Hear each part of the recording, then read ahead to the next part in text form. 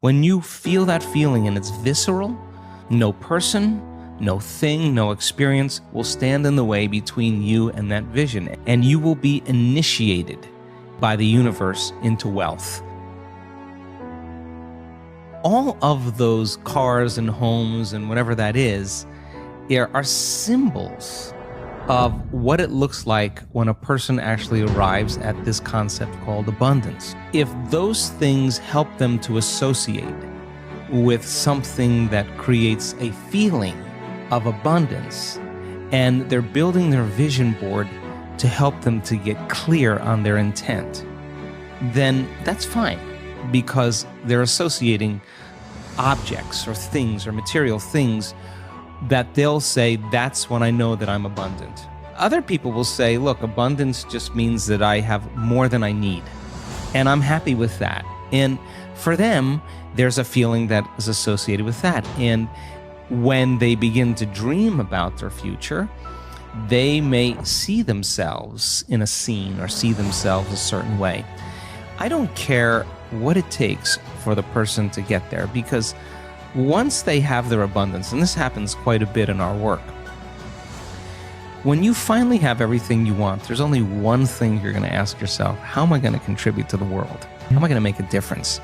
So we use different tools to help people to get to that point. But if the person's doing the vision board and they're saying, when I get my new car, I get my new house, I get my new relationship, then I'm going to feel so great. Then they're back to the program, waiting for it to happen for them to feel the emotion. They're believing their outer world has to change in order for them to feel better. There's no effect of drawing the experience to you with that way. So the person has to use those tools to get them into the emotional state for them to feel like it's already happened. Now think about this. If you get up from a creative process and you feel grateful, you feel a love for life, you feel a joy for existence, you feel a passion for the moment, you will not be looking for your future, because you'll feel like it's already happened. It's the moment that we start feeling those self-limiting emotions that we feel separation, and then we start looking for it again. If you're waiting, you're not creating, you're in separation again. So then, whatever it takes for you to move into a state of being. And what is a state of being? Thoughts are the vocabulary of the brain. Feelings are the vocabulary of your body. How you think and how you feel creates your state of being. So then if you wake up in the morning and you come back to your senses with a clean slate and you say, I don't feel anything, and you say, well, let me start thinking about all the problems in my life. Well, all those problems are connected to different people or different objects or things at different times and places. The moment you remember your problems, a memory is a record of the past. You're thinking in the past. Every one of those problems has an emotion associated with them. So all of a sudden you start feeling unhappy, you start feeling bitter, you start feeling frustrated. So now your body's in the past. So then most people then create a state of being that's connected to their past. And if they're in the familiar past, then they are going to crave the predictable future, and they're going to fall back into routine. We want people then to get very clear on that vision of their future, however they do it, and begin to combine that clear intention with an elevated emotion.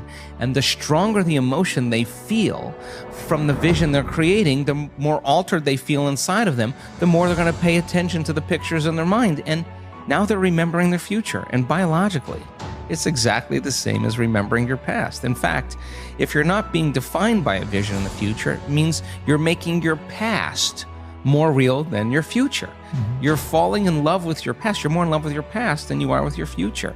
That you're believing in your past more than you're believing in your future. When you get to that moment where you have that feeling, that's your compass, because that feeling is going to drive your behaviors. It's going to drive more of those thoughts. And when you feel that feeling and it's visceral, no person, no thing, no experience will stand in the way between you and that vision. And you will be initiated by the universe into wealth. You will be initiated into health. You'll be initiated into freedom. Those people, all those people that have healed themselves of all those different health conditions, they are so humble and so happy, and they feel so great that they would never trade this feeling because of what you thought of them. They've left that program behind a long time ago. They actually don't care how you think of them. They actually are so happy with themselves that they're no longer dependent on anything outside of them. Now, I think that's a really important moment, because that's the moment we give people permission in our lives to do the same. We're in a convenience-based society. I mean, if you lose your internet connection or your cell phone doesn't do what it's supposed to, people get angry. That's 20 seconds, right? So here you are creating something out of nothing, and you don't have the patience. That has to come out, because a very, very masterful person who is abundant had to own impatience. So then never make it be about the end result. Make it be about effort. Every day you're overcoming. Every day you're out of the bleachers and you're on the field and you're giving it your all and you're practicing, keeping your energy up, greater than your habits in your body or the emotional conditioning of your body, greater than any circumstance in your environment, and sustaining it for an extended period of time. And then all of a sudden, when you're connected to the energy of your future, and you know what that feels like, you will know the moment you return back to the energy of your past. And if you tell me it's because of your boss or your coworker or your ex, I'm going to say, you're back to the unconscious program, that you're the victim of your life. It takes some unlearning, and the unlearning process is the most important process, because once you do that, you're clearing out room for the next creation to be easier, and the next one to be easier, because you're starting to understand the formula a little better, and you start saying, I'm not going to take that personally, or I'm not going to react, or I'm not going to go back to that person again. I'm just going to self-regulate again. You only need a few experiences to know that this is the truth, and then you start managing your attention. You manage your energy a lot better. And I think I always say, I don't care that you fall off the horse. I just care when you get back on. Because some people fall off and then they have to go into guilt and analysis, and they take weeks. And well, you could have just said, I fell off. Let me just get back on and keep going here. I think that emotions are energy in motion. And so let's just say that we share the same experiences, okay? We're friends and we share the same experience. Oh, you're from London, I've been to London, my daughter lives in London, and we have, hey, you do this, I do that, you did that, you own this, I own that, So what we do is we actually look to see, when we meet people, if we're matching neurologically, if we're matching emotionally. So if we share the same experiences, we share the same emotions. And if we share the same emotions, we can relate to one another.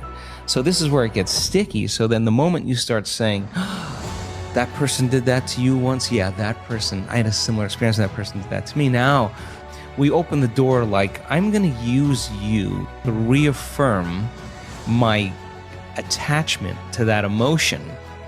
And let's just work it up so that you can suffer and I can suffer, and then we can have a conversation. And literally, we're sharing the same energy. And if we're sharing the same energy, we're sharing the same information. And we're bound by an invisible field of energy that keeps us connected. So then what does it take to break that energetic field?